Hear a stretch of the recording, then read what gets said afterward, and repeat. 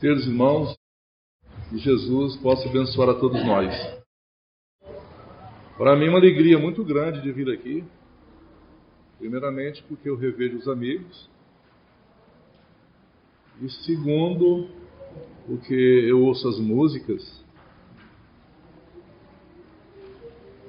que são muito ricas para mim, muito importantes na minha vida, Wesley.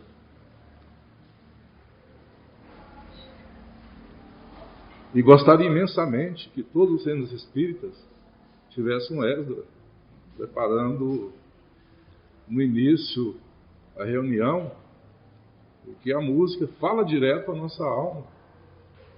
A música eleva o nosso espírito e nós ficamos muito mais suscetíveis de receber as informações dos bons amigos espirituais. A gente leva isso para a nossa casa, para a nossa noite, para o nosso dia seguinte, para a nossa vida, enfim. Então, sou muito grato em vir aqui falar uma vez a cada 3 meses. E a gente ouve no mundo, né? A gente está vendo que o mundo está numa crise profunda. Uma crise profunda. Eu estou com 68 anos de idade. Confesso para vocês que eu nunca ouvi o estampido de um fuzil. Não servi o exército. Normalmente a pessoa ouve isso no exército, né? Eu não servi o exército.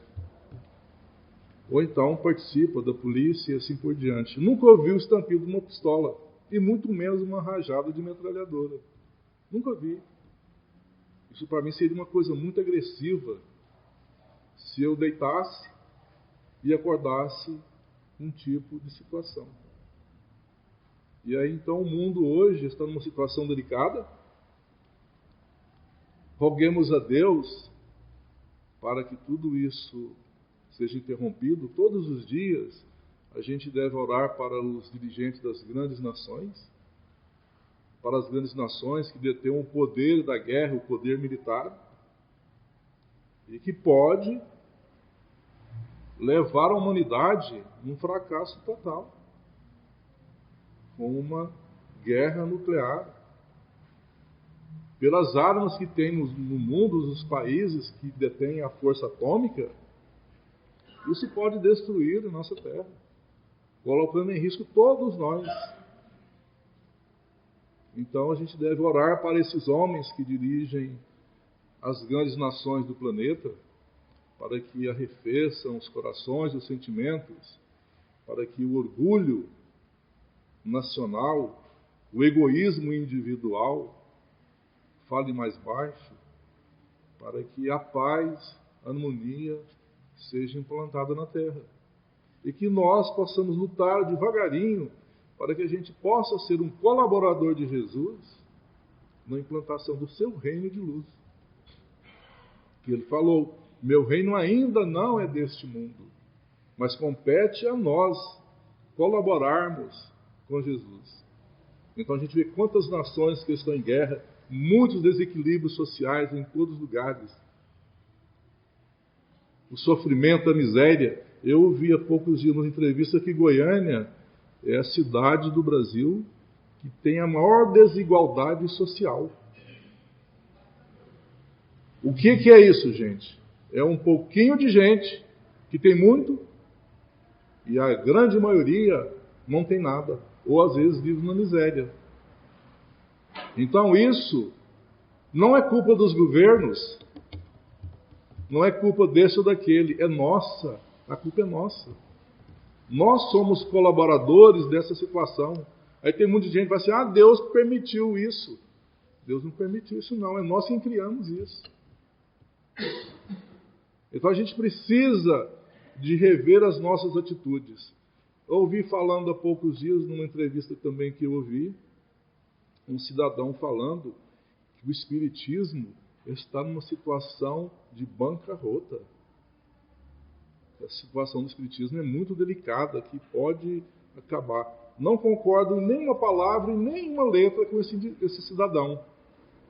O que pode estar com problemas sérios são os movimentos dos espíritas, que é coisa diferente. A doutrina espírita é uma coisa, o movimento dos espíritas ou o movimento espírita são coisas dos homens.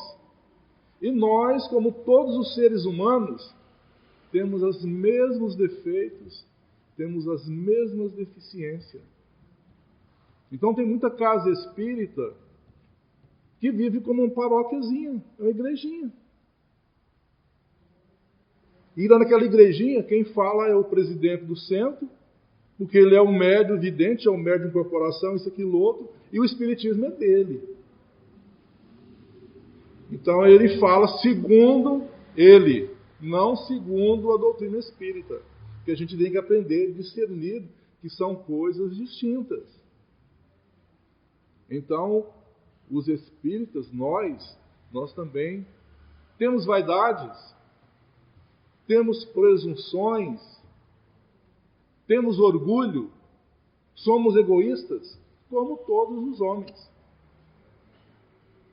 E aí nós temos que tomar cuidado, porque Jesus falou muito claro, olha, as trombetas estão começando a tocar, ainda os trovões estão começando a reboar, para que a gente não tenha medo, porque coisas piores virão. Porque essa renovação que está provocando na Terra a nossa melhoria espiritual. É sofrimento? Sim, é sofrimento. Muitos de nós vamos sofrer e muito. Muitas nações vão sofrer. Gente, imagine, por exemplo, um país como a Síria. Parece-me que a Síria já tem mais de 20 anos que ela está vivendo numa guerra civil. Mais de 20 anos. Imagine as crianças, a situação psicológica, emocional dessas crianças que nascem num país desse jeito. Bomba explodindo ali, eles correm, bomba está explodindo aqui, e assim por diante. Lá onde eu moro, passava uma senhora na porta, eu a vi só uma vez, 2 vezes. Ela passava com um chale na cabeça, né, todo tampadinho, uma saia comprida. E aí a minha esposa falou, essa senhora passa aqui, ela tentou conversar comigo, eu não entendi nada. O dia que ela passar aqui, vamos conversar com ela.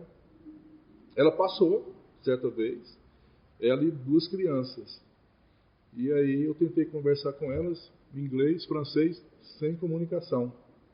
São afegãs, uma família que fugiu do Afeganistão agora, com a invasão daquele grupo militar talibã, extremista. Eles fugiram, eles e milhares de outros indivíduos que esparramaram pelo mundo, né? Uma diáspora daquele povo. E aí, a menina sabe falar, a menina de uns 9 anos, ela fala, muito obrigado, muito agradecida, ela fala algumas palavrinhas.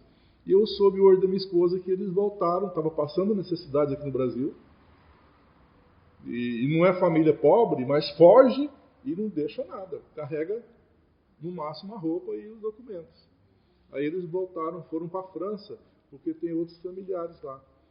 Nessa situação, gente, tem milhões de seres humanos esparramados pelo mundo afora, em busca de tranquilidade.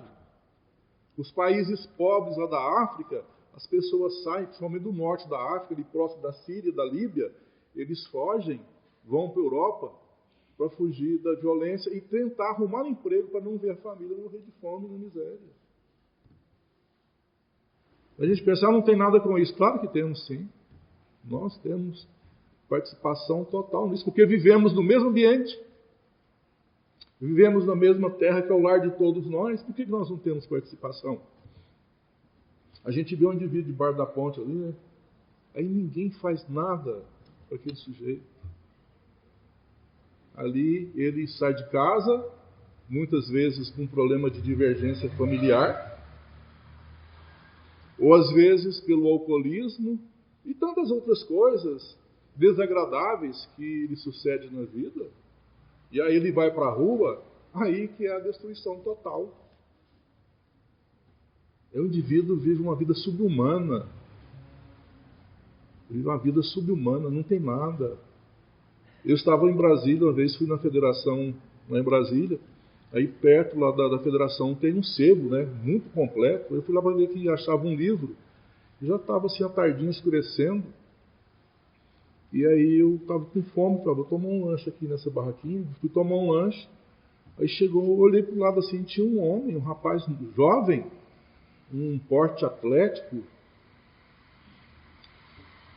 Devia ter seus 25, 30 anos no máximo, mas acabado. Eu virei assim, ele estava mexendo na lata de lixo, gente.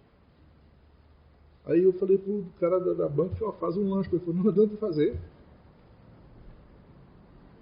Ele não aceita.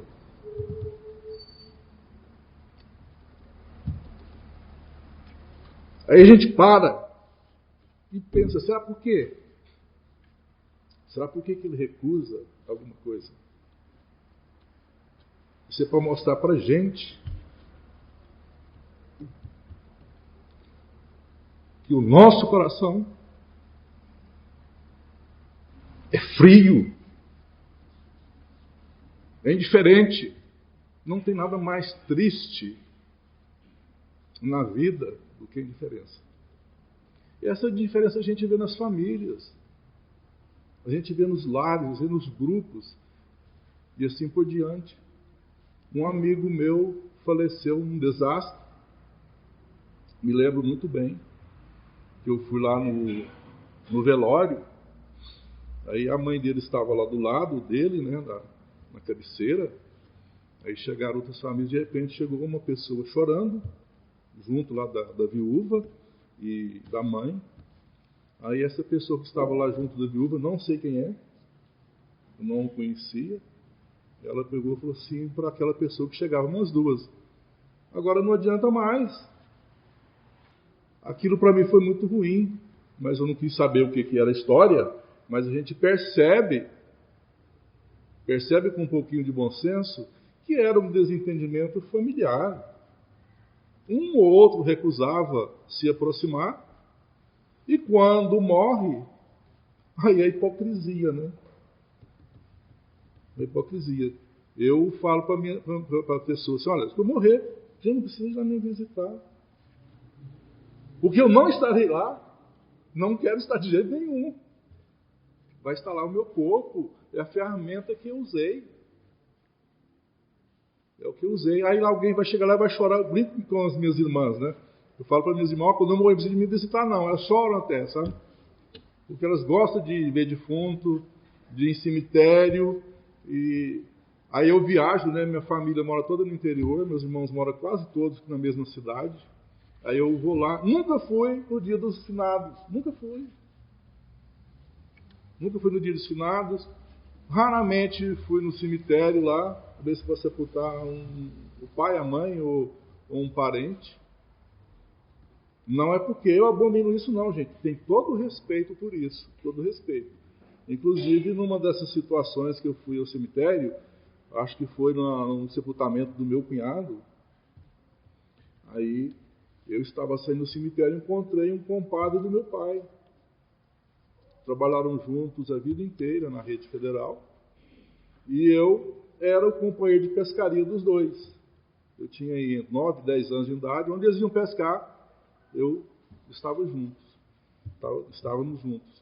E aí, quando eu saí do cemitério, nem havia visto esse senhor, chama o senhor Bernardo. Eu fui lá cumprimentá-lo. Quando eu vi, ele veio chorar para mim, né? Me abraçou, chorar. E falou, tá aqui, eu venho todos os dias no cemitério para visitar o meu filho. Já tinha morrido há 20 e tantos anos. Eu falei, seu Bernardo, seu filho não está no cemitério. Seu filho já saiu daqui há muito tempo da terra.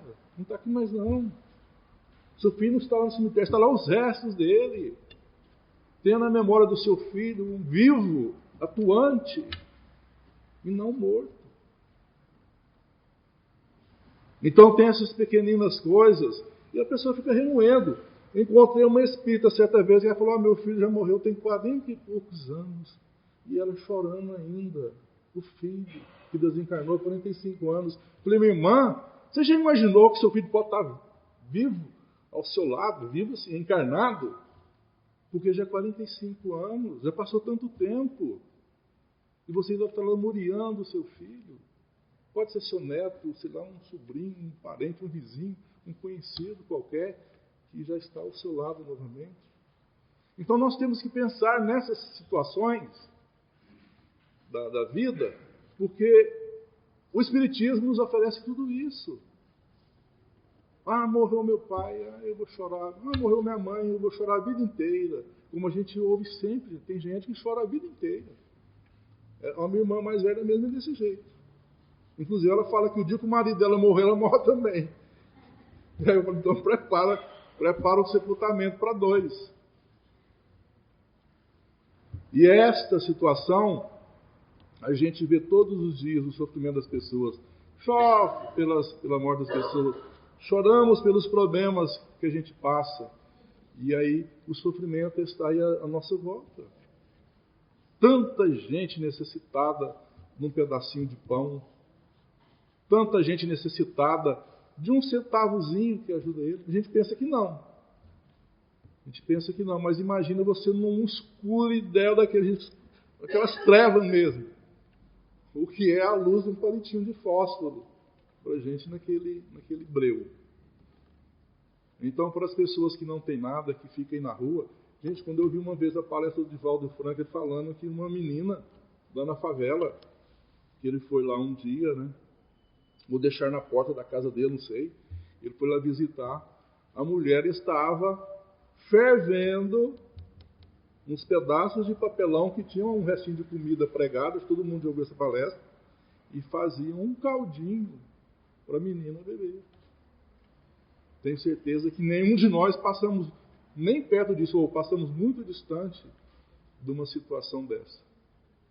Então nós temos tudo das facilidades imateriais. E temos muito mais ainda das benesses espirituais, gente.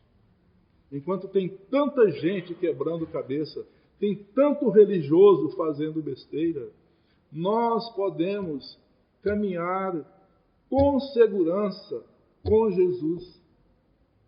Porque a interpretação da mensagem evangélica através da doutrina espírita é tão clara, é tão simples, é tão pura, que a gente não pode dizer que somos ignorantes e que nós não conseguimos penetrar nas letras que nos são ditas e ensinadas. Porque no Espiritismo não tem nada disso.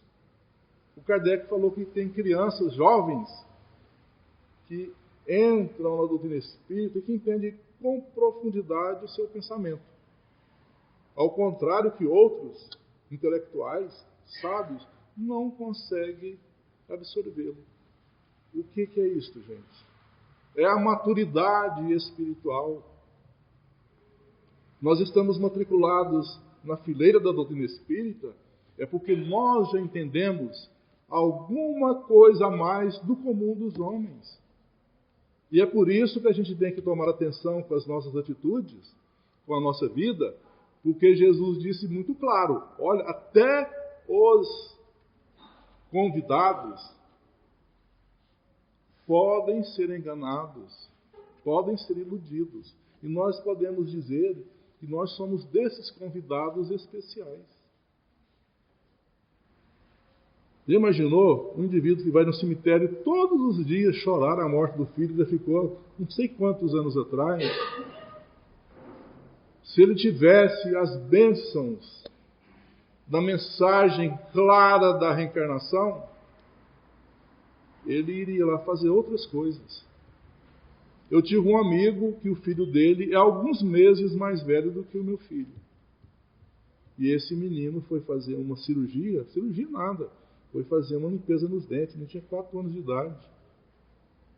Aí ele foi fazer uma limpeza nos dentes, chegou lá no dentista, ele passou uma anestesiazinha na boca do menino, o menino sofreu um choque anafilático e faleceu. E aí, um saudável, forte? Como se explica isso? Aí o pai dele ficou desesperado. Um dia, conversando com ele, eu falei, tem outras crianças que merecem o seu carinho, a sua proteção. E aí depois, passado um tempo, esse menino manifestou, deu uma mensagem psicográfica, falando da vida dele, por que do desencarne tão jovem, né? Que tudo tem uma causa perfeita nas determinações divinas. Ele foi um dos criadores da talidomida, aquela droga que foi utilizada no século passado, que era ministrado para as gestantes e que causava deformação no feto, que nasceram milhares e milhões de crianças deformadas pelo mundo afora. Então tinha uma razão profunda, tinha uma razão muito séria nisso. Então tudo o que nos acontece não é por acaso, pode ser pela nossa invigilância, pode ser pelas nossas atitudes de desatenção, ou pelo nosso egoísmo, ou pela nossa vaidade. Mas tudo que nos acontece pode nos incentivar a melhorar. Olha o pavor da guerra, gente. Nós aqui no Brasil não temos isso. Inclusive, o nosso país teve uma guerra que o Dom Pedro invadiu o Paraguai, e eu li uma mensagem do Dom Pedro falando que um dos grandes erros da vida dele, que ele tinha que se penitenciar, era essa guerra que ele poderia ter evitado. Ele acho que ele ouviu mais os conselheiros dele do que o próprio coração, e acabou fazendo isso. Então a doutrina espírita é muito clara em nos direcionar o caminho para as nossas atitudes, para a nossa vida em família, para tudo que a gente faz. Para tudo. E com segurança. Então, se o movimento espírita está passando por algum problema, e é verdade que está passando, inclusive, esse senhor que falou essa situação, ele diz que em 40 anos o espiritismo acaba. Como eu já disse, não acredito em nenhuma palavra dele, mas acredito que a gente vai ter muitas transformações nesse período. Porque os ensinamentos que vêm para a humanidade são por etapas em fases distintas. A doutrina espírita é a terceira revelação. Ela chegou em que momento na Terra? Ela chegou para nós no momento onde nós já estávamos com um determinado conhecimento científico e intelectual preparados para recebê-la. E aí chega a doutrina espírita com Allan Kardec. Depois teve uma outra segunda fase, que foi a fase da aceitação e da divulgação, onde o Leon Denis fez esse trabalho maravilhoso, e também Amélie Boudet, a esposa do Kardec. Para vocês terem ideia, congressos que aconteciam na França, em outros países próximos da França, na Europa, o Leon Denis, porque a doutrina espírita chegou, não era espiritismo, não existia espiritismo. Chegou como uma proposta. E o Kardec divulgou, e o Leon Denis continuou esse trabalho, e aí o Kardec afluía para a doutrina espírita, olha, padre, evangélicos, ateus, gente de todas as outras religiões, e muitos aceitaram os princípios da doutrina espírita. Uns reagiram contra, até trabalharam contra, mas depois aceitaram e passaram a ser os seus arautos da divulgação. E o Leon Denis fez esse trabalho. Depois disso, gente, o espiritismo floresceu no nosso país. O Chico Xavier assumiu esse trabalho, e com todas as informações que nós temos, o Chico Xavier é a reencarnação do próprio Allan Kardec. E como o Zéfiro havia dito para Allan Kardec, olha, você está apenas começando o trabalho. Ele há de continuar. E realmente o Chico continuou o trabalho. O Chico desencarnou, ele tinha escrito, me parece que 468 livros, né, gente? Às vezes eu confundo os números. Imagine um homem que passou a vida fazendo isso. Só num trabalho que ele fez dos estudos evangélicos com Emmanuel, eles fizeram isso em 60 e poucos anos. Foram 60 e poucos anos de trabalho, bebendo da fonte natural do Evangelho e trazendo para a humanidade o mais puro, o mais sublime da mensagem de Jesus. Então nós temos que dizer que nós somos muito felizes. Nós somos privilegiados de ter tudo isso nas nossas mãos de fácil acesso. Eu, uma vez na cidade do México, eu levei alguns livros para umas amigas lá na cidade do México e passei para elas os livros em Esperanto. Aí uma senhora me perguntou: quantos centros espíritas tem em Goiânia? Isso foi na década de 80. Aí eu disse para ela que tinha aproximadamente, nessa época, 300 centros espíritas em Goiânia. Ela falou: que mentira. A cidade do México era a maior cidade do mundo, tinha aproximadamente 20 milhões de pessoas, tinha um centro espírita. Então nós somos muito gratos a Jesus. Nós somos muito gratos aos espíritos amigos, porque qualquer lugar que você for, mesmo em casa de quem não é espírita, você encontra um evangelho, um livro dos espíritos, ou na rua, qualquer um vizinho, um parente, um amigo, você encontra um livro. Você imagina uma cidade de 20 milhões? Só tinha um centro espírita. Então nós temos que multiplicar, nós somos os multiplicadores. Como Jesus afirmou: vós sois o sal da terra. Se nós somos o sal da terra, nós temos que salgar. O sal não é insípido, ele é salgado, então a gente tem que salgar, fazer o nosso trabalho, a nossa pequenina colaboração. Eu ouvia uma vez o Raul Teixeira fazendo uma palestra em catalão. Eu achei muito interessante essa colocação dele. A gente chega para os espíritos normalmente e fala assim: você é espírito. O cara fala assim: eu gostaria de ser. Então que a gente escorregador, que a gente fala, né? Eu queria muito ser, então. Não é isso que a gente tem, esse cacuete, que eu queria ser. Aí ele falou assim: olha, se o sujeito fala assim: você é espírita, eu falo assim: sou.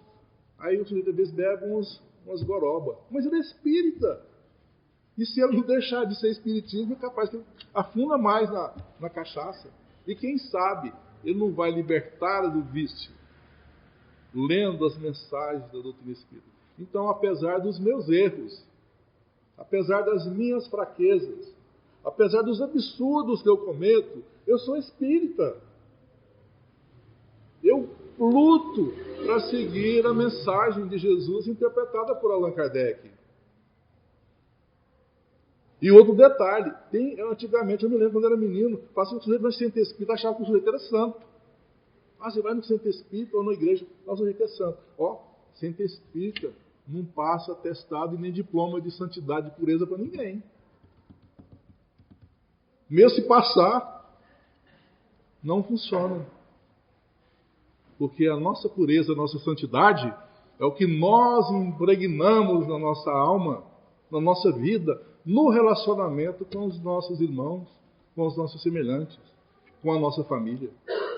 Então isso é que importa na nossa vida, é lutar para fazer o bem. Se eu posso fazer isso, eu faço isso. Eu não dou conta de fazer mais, aí eu deixo de fazer tudo. Né? Não, vamos fazer o que eu posso fazer. Uma caminhada de 100 mil quilômetros, a gente consegue fazendo os primeiros metros, os primeiros passos. Então a oportunidade para nós é muito ampla, gente. A oportunidade é muito ampla. Então, voltando aqui na doutrina espírita, nessas crises que o mundo passa, é natural que os centros espíritas, que o movimento espírita também vai passar, porque a vaidade está no nosso meio. Mas que a gente saiba congregar fraternalmente, para que a gente não seja obstáculo, para que a gente não seja empecilho à obra de Jesus. Isso é que é importante. Porque essas fases já tivemos. Então veio Kardec, o Leon Denis, o Chico Xavier. Posso dizer para vocês que tudo de mais belo e de puro do Evangelho de Jesus, os Espíritos trouxeram para a gente nesses 160 e pouco anos de doutrina espírita. Tudo de mais belo. E acredito que nós não temos na Terra, no presente momento, isso é opinião minha, viu gente? Se eu estiver errado, podem me contestar, mas acredito que no momento na Terra, nós não temos nenhum outro missionário espírita para trazer inovações para a doutrina espírita. Porque tudo de mais belo na literatura, na cultura, nos ensinamentos, na mensagem evangélica, nós já temos. Então acredito que daqui a 50 anos, 60 anos ou 100 anos, a doutrina espírita virá numa situação diferente. Porque nós que estamos aqui agora encarnados, é bem possível que daqui a 50 anos nós estejamos reencarnados novamente em outra situação. Em outro país, em outro lugar completamente distinto do que agora. Por quê? Gente, olha a situação interessante. Vamos pensar um pouquinho. O Espiritismo só é dessa maneira no mundo aqui no Brasil. Só aqui. Tem um centro espírita formado um aqui, outro ali e tal. Tem na Bélgica, tem na França, alguns lugares, na Itália, na Europa, tem nos Estados Unidos alguns. Mas esse conceito de religião tão grande, tão forte da doutrina espírita é aqui no Brasil. E aí eu pergunto para vocês, e por que Deus botou tanto espírita junto? É para a gente desencarnar e voltar todo mundo junto de novo? Nós não somos o sal da terra? Nós não temos que salgar muitos outros lugares na terra? Olha, tem tantas religiões de matriz cristã que recusam, que negam a reencarnação. Por quê? A Igreja Católica é uma. Muitas das igrejas evangélicas também têm o mesmo princípio, negam a reencarnação. E aí é uma coisa muito simples.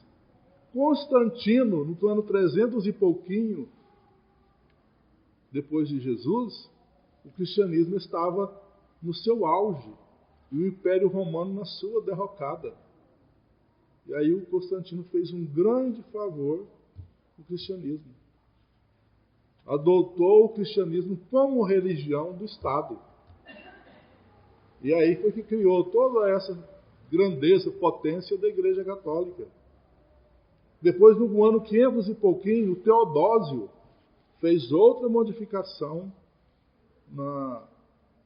no cristianismo. A esposa dele, a rainha, era uma mulher muito influente, muito controladora de tudo. Ela exigiu que nas Escrituras fossem tiradas mensagens referentes à reencarnação. Porque ela, uma rainha romana, era inadmissível que ela reencarnasse na Peble, ou reencarnasse no corpo de um escravo. E aí foi retirado isso. Qualquer pessoa que você fala, a reencarnação não existe.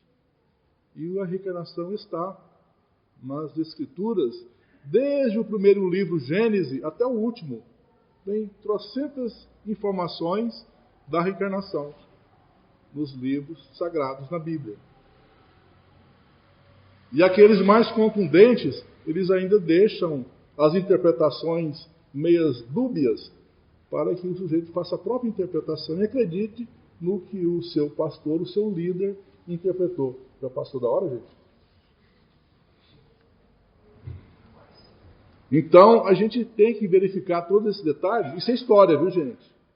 Isso é história. Se vocês quiserem verificar os fatos, aprofundarem, procurem na história Constantino e procure Teodósio. E vocês vão encontrar essas informações claras, claríssimas, da influência deles nas religiões. Inclusive o Constantino, né, ele teve um sonho e ele viu uma cruz. E aí, né, disseram para que com aquele sinal ele venceria. E ele foi para a guerra e realmente venceu. E a mãe do Constantino é a Santa Helena, que foi canonizada porque era a mãe do Constantino que protegeu a igreja nascente, a igreja católica, não o cristianismo. Aí a Santa Helena tem essa função por causa do seu filho imperador, que trouxe tantas benesses. Inclusive, quem vai em Roma, tem templo em Roma lá, que foram colunas, que é um negócio monstruoso, que eles trouxeram lá da Terra Santa, né, de Israel, e construíram templos pagãos em Roma por causa do poder da Senhora Helena, a Santa Helena, que nós devemos ter todo respeito por eles, por tudo isso. Então, gente, está nas nossas mãos a responsabilidade de multiplicar a mensagem do Evangelho. Como a gente faz isso?